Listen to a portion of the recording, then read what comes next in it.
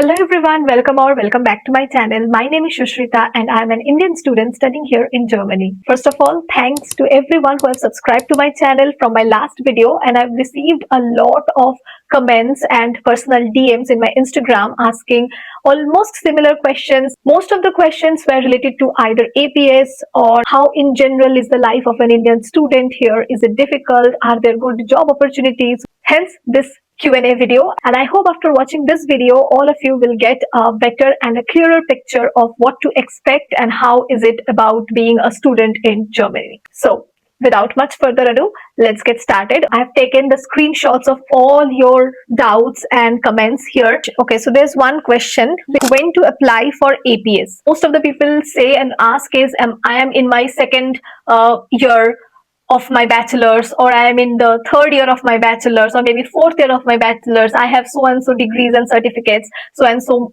transcripts, mark sheets of my previous semesters, but not the ultimate final grade card. So should I apply APS now, or when should I apply?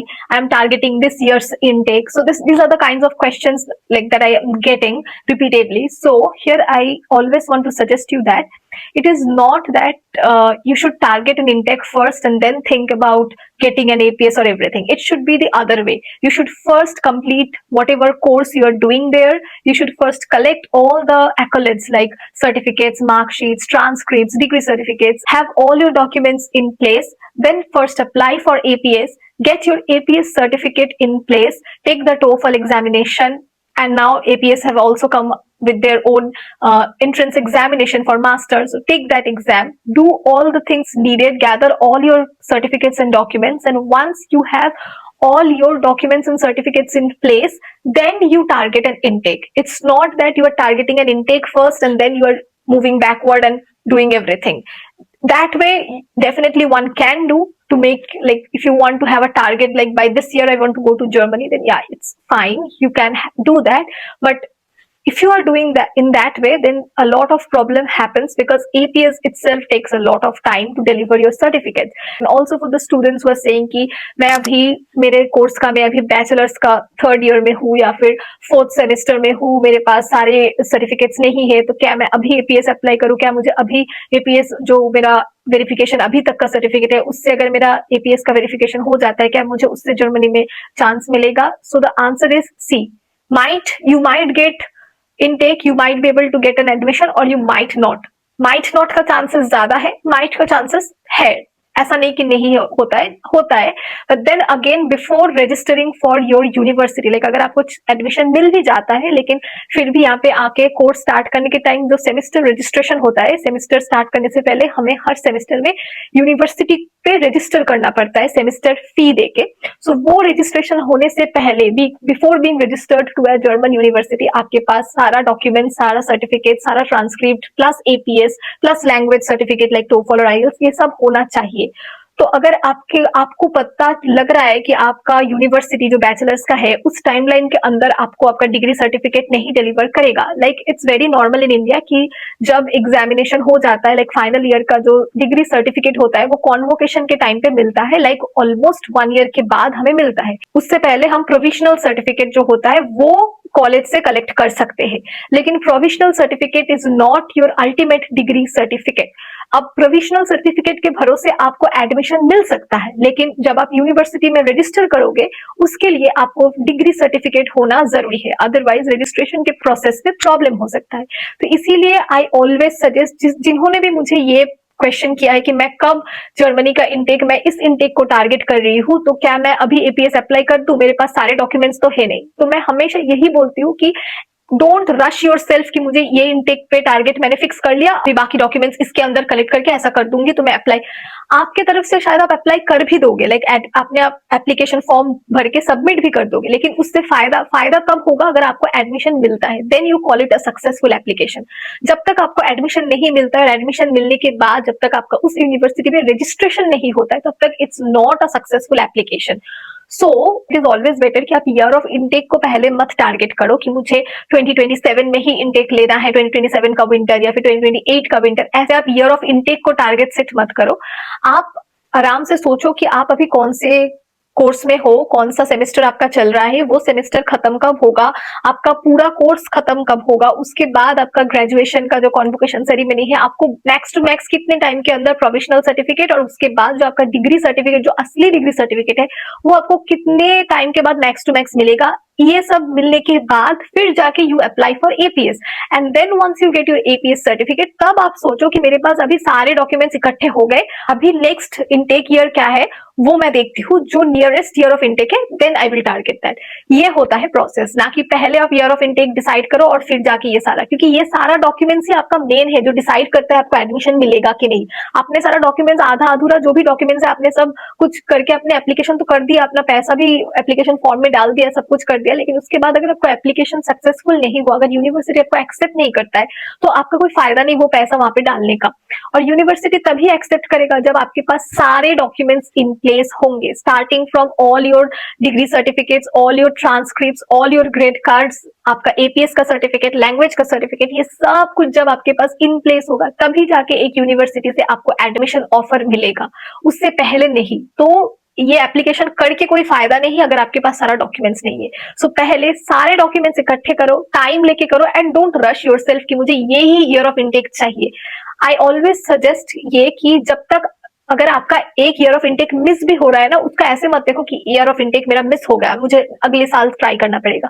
आप ये देखो कि आपका application successful होता कि नहीं। आधा अधूरा डॉक्यूमेंट्स आपका एप्लीकेशन वैसे भी सक्सेसफुल नहीं होता, आपका पैसा वहां पे वेस्ट ही होता। तो इससे अच्छा है कि you take your time, gather all your documents, give all the exams, do APS verification of all your documents.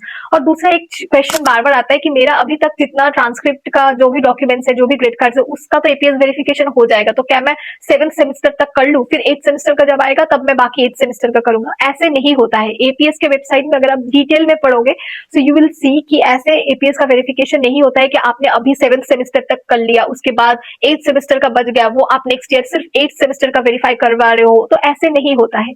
APS जब भी आपको वेरीफाई करना पड़ेगा, वो पूरा प्रोसेस स्टार्ट टू एंड तक ही होता है। मतलब आपका, अगर आप 7th सेमेस्टर तक वेरीफाई करवाते हो, तो जब आप नेक्स्ट टाइम 8th सेमेस्टर के लिए फिर से करवाओगे, आपको पूरा एपीएस का जो भी फीस है, वो आपको पूरा 18,000 फीस जो भी है, वो आपको पूरा फी देना पड़ेगा। तब ऐसा नहीं कि मैंने पहली बार तो 7th सेमेस्टर तक कर लिया, तो अभी सिर्फ एक सेमेस्टर का करना है, तो मैं हाफ फीस एपीएस का फॉर्म के लिए हाफ फीस, नहीं, ऐसा नहीं होता है। तो बेसिकली आप 2 बार एपीएस करवा रहे हो, तो 36,000 लेके आप 2 बार एपीएस करवा रहे हो, लेकिन इसका फायदा क्या? मतलब 7th सेमेस्टर तक का आपका जो एपीएस वेरिफिकेशन है, कि आपको लगता है उससे आपका एडमिशन मिलेगा जर्मनी में? It's very difficult, chances are very rare, so it's not worth paying that extra 18,000 जाके कि मैं 2 बार एपीएस का वेरिफिकेशन करवाऊं, कोई फायदा नहीं। तो आप पूरा अपना कोर्स खत्म करो, देन आप एपीएस का वेरिफिकेशन करवाओ, उसके बाद जाके। और एपीएस का वेरिफिकेशन में आप, एक और क्वेश्चन था कि लैंग्वेज का क्या है, लैंग्वेज का टोफल का मेरे पास है, क्या मैं वो करवा सकता हूँ, या फिर टोफल का मेरे पास नहीं है, आईएलटीएस का नहीं है, तो क्या मैं वो देना मैंडेटरी है एपीएस के लिए? So first of all, APS में जो लैंग्वेज का होता है जो सर्टिफिकेट, वो ऑप्शनल है। आप अगर एपीएस के वेबसाइट में चेकलिस्ट में पढ़ोगे कि क्या डॉक्यूमेंट्स नेसेसरी है, उसमें आप देखोगे कि लैंग्वेज सर्टिफिकेट, स्पेशली जो इंग्लिश लैंग्वेज सर्टिफिकेट है, तो वो medium of instruction in English का जो लैंग्वेज सर्टिफिकेट है, दैट इज ऑप्शनल। और आप उसको वेरीफाई कर भी सकते हो, नहीं करवा सकते, इट्स अप टू यू। उससे एडमिशन में कोई प्रॉब्लम नहीं होता है। एडमिशन के लिए आप जब जाओगे, they want you to have a language certificate, कि आपका कोर्स इंग्लिश में था, इसके प्रूफ के लिए आपके पास एक लैंग्वेज प्रोफिशिएंसी टेस्ट का सर्टिफिकेट रहना चाहिए। अब वो सर्टिफिकेट एपीएस वेरीफाई हो या ना हो, that doesn't matter, that doesn't define कि आपको एडमिशन मिलेगा कि नहीं। लेकिन आपका जो एकेडमिक सर्टिफिकेट्स है, लाइक ग्रेजुएशन, देन जो भी आपका स्कूल का क्लास 10, 12 जो भी है, वो सारा एपीएस वेरीफाइड होना चाहिए। So language certificate is optional APS के लिए, इट इज, यू मे और may not verify it, it's not necessary. और एक चीज, ट्रांसक्रिप्ट इज वेरी नेसेसरी। आप अपने यूनिवर्सिटी से ट्रांसक्रिप्ट भी मंगवा लो। ट्रांसक्रिप्ट और ग्रेड कार्ड अलग होते हैं।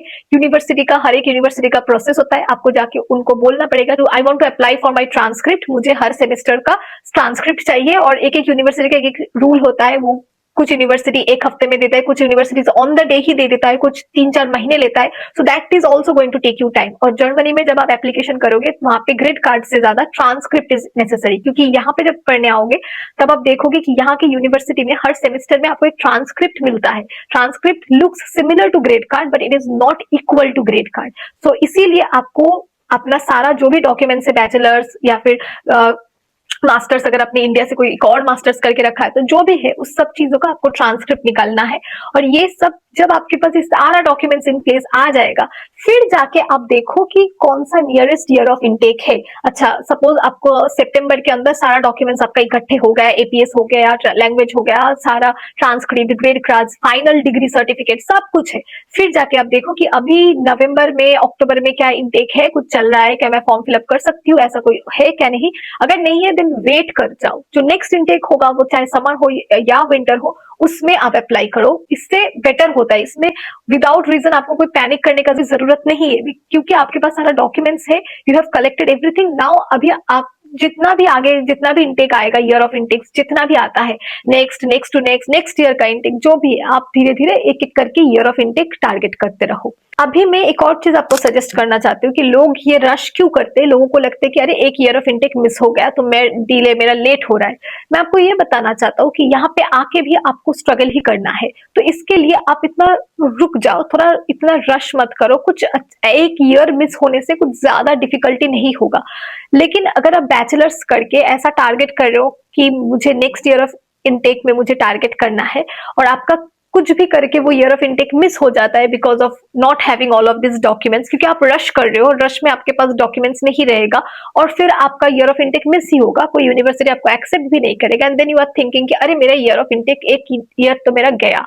ऐसा नहीं है, यहाँ पे आके भी आपको जॉब के लिए, सब चीजों के लिए स्ट्रगल ही करना है। तो मैं जो सजेस्ट करती हूँ, या फिर मेरे को जो फील हुआ और मैंने जो खुद भी किया, वो है अगर आप ईयर ऑफ इनटेक मिस हो रहा है, उस टाइम आप इंडिया में हो, तो वहां पे आप अपना कोई जॉब एक्सपीरियंस वो बढ़ाओ, उसको, उस टाइम को यूटिलाइज करो। या तो कोई ऑनलाइन कोर्स करो, या तो फिर आप जर्मन लैंग्वेज पे इन्वेस्ट करो वो टाइम, या तो फिर आप वहां पे अपना जो जॉब एक्सपीरियंस है, अगर आपके पास कोई जॉब है तो उसको कंटिन्यू करो, ज्यादा एक्सपीरियंस उसको बढ़ाओ। उस एक ईयर ऑफ इनटेक जो एक साल आपका मिस हुआ, वो मिस नहीं, वो अपॉर्चुनिटी है, आपके पास टाइम है, जिस टाइम को आप यूटिलाइज कर सकते हो करेक्टली। जबकि आप नेक्स्ट टाइम जब आओगे, तब आपके पास ऐसा नहीं होगा कि यहाँ तो मैं आ गया, जल्दी जल्दी में यहाँ आ तो गया, लेकिन मेरे पास कोई वर्क एक्सपीरियंस नहीं था इंडिया का। तो work experience is very very important. तो इसीलिए मैं हमेशा सजेस्ट करती हूँ कि जब आप यहाँ पे आओगे, ऐसे जल्दबाजी में मत आओ। आप इंडिया में अगर आप बैचलर्स कर रहे हो, तो बैचलर्स के बाद अगर आपका एक या दो ईयर ऑफ इनटेक मिस भी होता है, तो उसको मिस मत, ऐसा अपॉर्चुनिटी लॉस की तरह मत देखो उसको। आप देखो कि आपके पास एक्स्ट्रा टाइम मिल रहा है, जब आप इंडिया में रह के लैंग्वेज सीख सकते हो, जो यहाँ पे बहुत इंपॉर्टेंट है। अगर आप लैंग्वेज के बिना जल्दी जल्दी यहाँ पे आ गए ना, कोई फायदा नहीं है। उससे अच्छा है कि आप थोड़ा डिले करके आओ, 2-3 ईयर ऑफ इनटेक के बाद आओ, लेकिन आप प्रिपेयर्ड होके आओ, लैंग्वेज जान के आओ, वर्क एक्सपीरियंस लेके आओ। तो फिर यहाँ पे आके आपको जॉब मिलना बहुत इजी हो जाएगा, आपका लाइफ इजी हो जाएगा। तो एक बात होता है ना कि like rejection is not rejection but a redirection, तो इट्स बेसिकली दैट। तो अगर आपका रिजेक्शन हो रहा है, या फिर ईयर ऑफ इनटेक मिस भी हो रहा है, और आपको लग रहा है कि मेरे पास सारे डॉक्यूमेंट्स नहीं है, इस बार का इनटेक तो मैं टारगेट कर ही नहीं सकता, तो मैं क्या करूं। So take a pause, this is the right time कि आप अपने आप को प्रिपेयर करो। आपके पास पूरा डॉक्यूमेंट्स नहीं है, डॉक्यूमेंट का प्रोसेसिंग स्टार्ट कर दो, एक एक करके सारे डॉक्यूमेंट्स कलेक्ट करो। इन द मीनवाइल इंडिया में बैठ के लैंग्वेज सीखो, लैंग्वेज के साथ अगर कोई जॉब आपका एक्सपीरियंस नहीं है तो इंटर्नशिप करो, कुछ भी करो, लाइक जॉब करो, कोई एक्सपीरियंस लो, आपके जो भी डोमेन है उसमें आप वर्क एक्सपीरियंस बनाओ, या फिर इंटर्नशिप्स करो, या फिर कोई कोर्सेरा या फिर किसी भी ऑनलाइन पोर्टल से कहीं से भी कोई कोर्सेज करो, जाके आपका स्किल्स एनहांसमेंट हो। सो वो टाइम को आप करेक्टली यूटिलाइज करो। और फिर जब तक आपका ये डॉक्यूमेंट्स सारा प्रोसेस होता रहता है, क्योंकि ये लेंथी प्रोसेस है एपीएस का या फिर ट्रांसक्रिप्ट का, सब चीज का एक टाइम लाइन होता है, तो वो खुद से टाइम लाइन लगेगा उसका करने में। तो वो टाइम आप यूटिलाइज करो अपने आप को डेवलप करने के लिए, आपका स्किल्स, आपका वर्क एक्सपीरियंस, आपका लैंग्वेज, ये सारा डेवलप करो। इन द मीनवाइल जैसे ही आपका डॉक्यूमेंट्स आ जाए, फिर नेक्स्ट जो ईयर ऑफ इनटेक है वो आप टारगेट करो। इससे सारा डॉक्यूमेंट्स आपके पास हो भी जाएगा, और वो टाइम आपने बहुत करेक्टली यूटिलाइज किया। यहाँ पे रश में जल्दी जल्दी आके कोई फायदा नहीं है। अगर आपको लैंग्वेज नहीं आता है, अगर आपके पास स्किल्स नहीं है, अगर आपके पास वर्क एक्सपीरियंस नहीं है, तो it's not worth coming here in a Hari.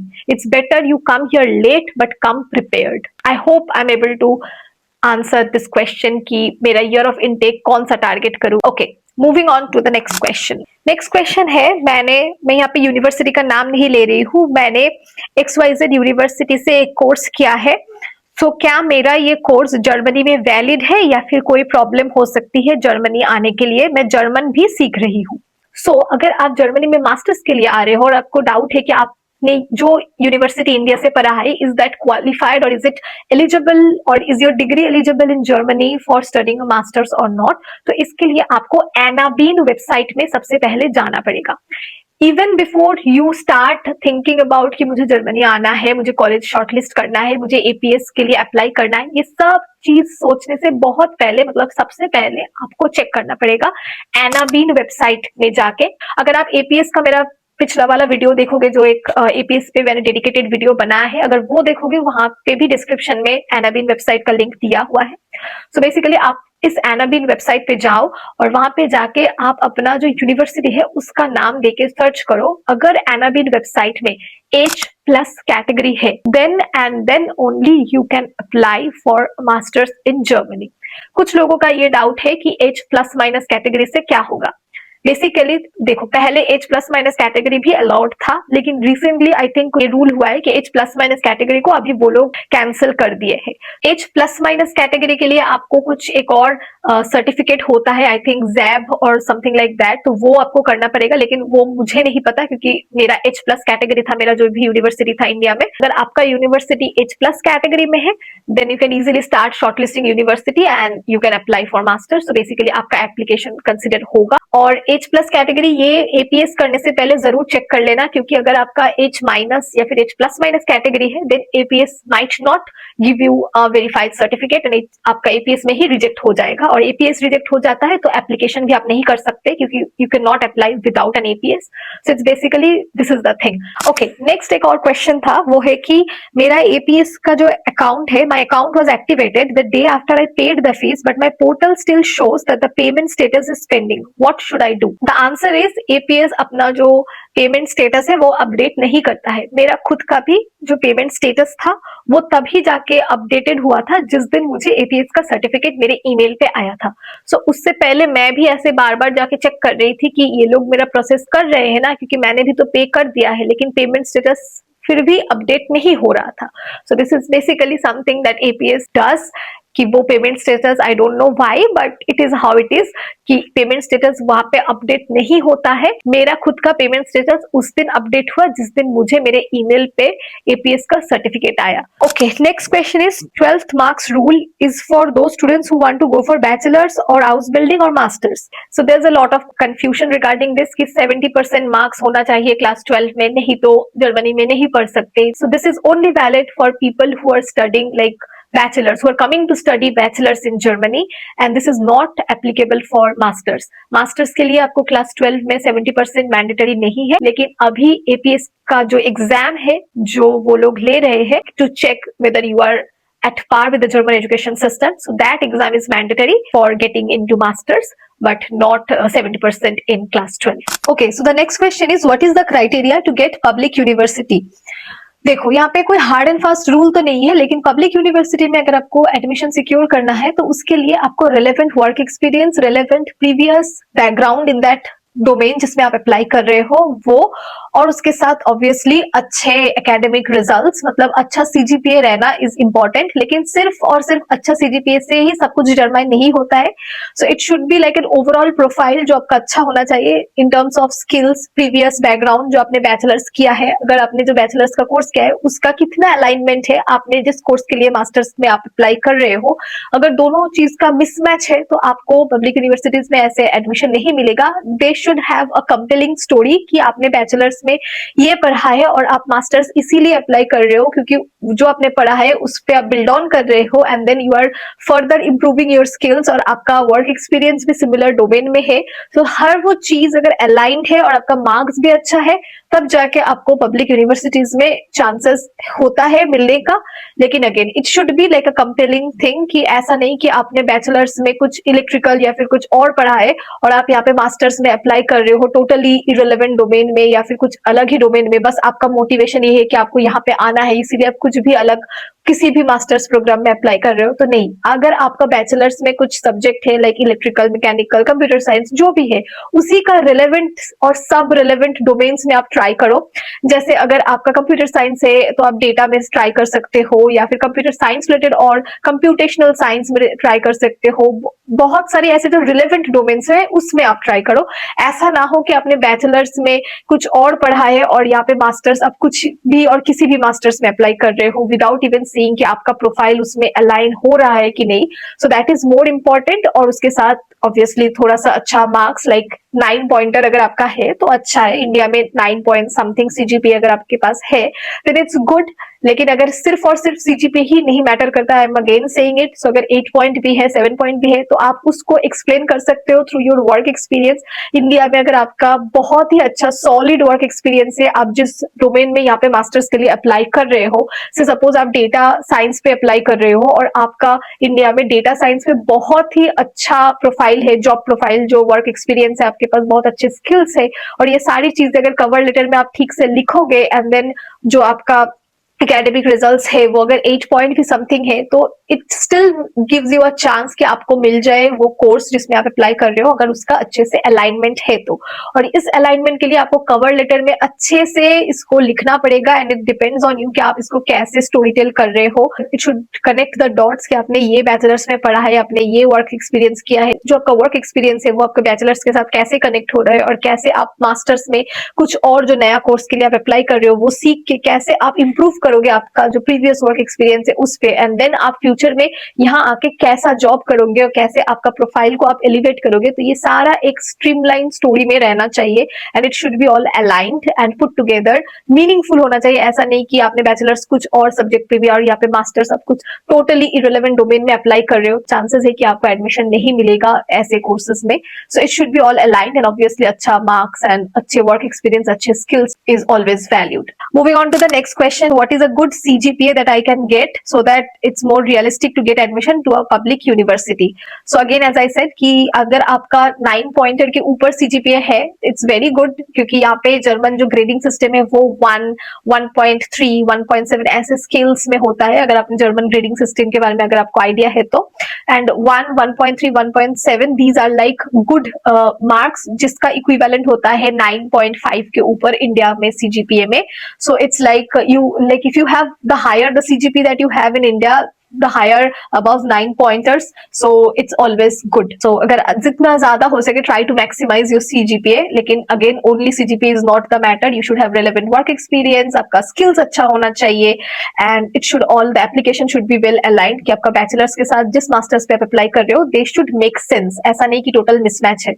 So all of this plays an important role and not just only CGPA. Okay, next question is, what do you think are the chances of securing a relevant working student role within the first 6 months of moving to Germany with 2 years of full-time experience already in India and 13 months of internship experience? Do you honestly think moving to Germany is worth it based on the current experience, and what is the job scenario in that?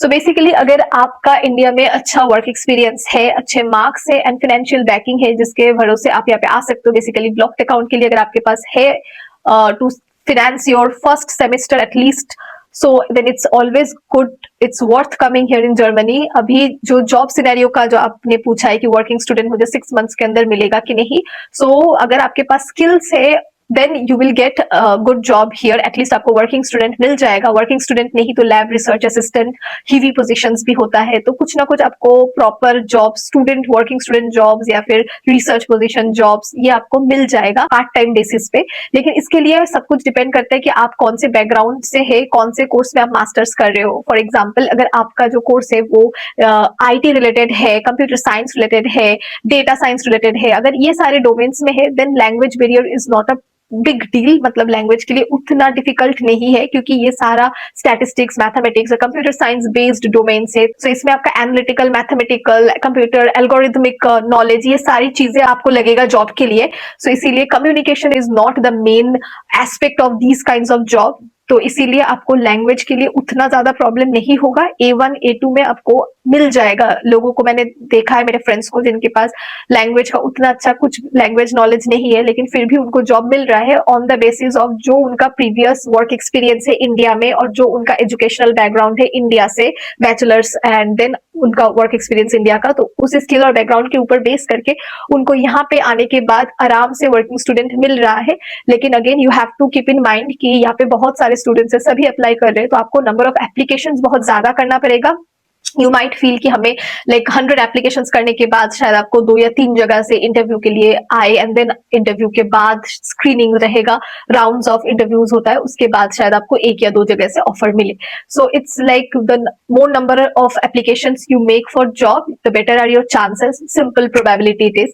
And उसके अलावा जो है कि language अगर आपका IT related, computer science related, data science related, ये सारे domain में अगर आपका है, देन लैंग्वेज के लिए उतना डिफिकल्ट तो है नहीं। लेकिन अगर आपका मार्केटिंग रिलेटेड है या फिर कम्युनिकेशंस रिलेटेड, ये ऐसा कुछ जॉब है जिसमें आपको क्लाइंट के साथ कम्युनिकेशन में इन्वॉल्व है, और ऐसी टाइप के डोमेन में अगर आप आ रहे हो, स्पेशली लाइक MBA, मार्केटिंग, तो इन सारी चीजों में थोड़ा सा आपको डिफिकल्टी हो सकता है जॉब मिलने के लिए, क्योंकि ये जो रोल्स है लाइक मार्केटिंग हो या फिर कम्युनिकेशन, क्लाइंट कम्युनिकेशन, ये सारे रोल्स में क्लाइंट के साथ डायरेक्ट कम्युनिकेशन होता है, क्योंकि जर्मन बेस्ड कंपनीज का क्लाइंट्स भी जर्मन बेस्ड ही होते हैं। सो इसीलिए German language is much more needed in those jobs और those job profiles rather than in IT, data science और any other computer science related domains. And I hope मैंने इस video में थोड़ा सा एक ओवरऑल आइडिया मैं आपको दे पाया कि एज अ स्टूडेंट क्या होता है। And if you still have any more questions and doubts, then please do write them in the comment section. I hope this video was helpful, and if you like this video, then please do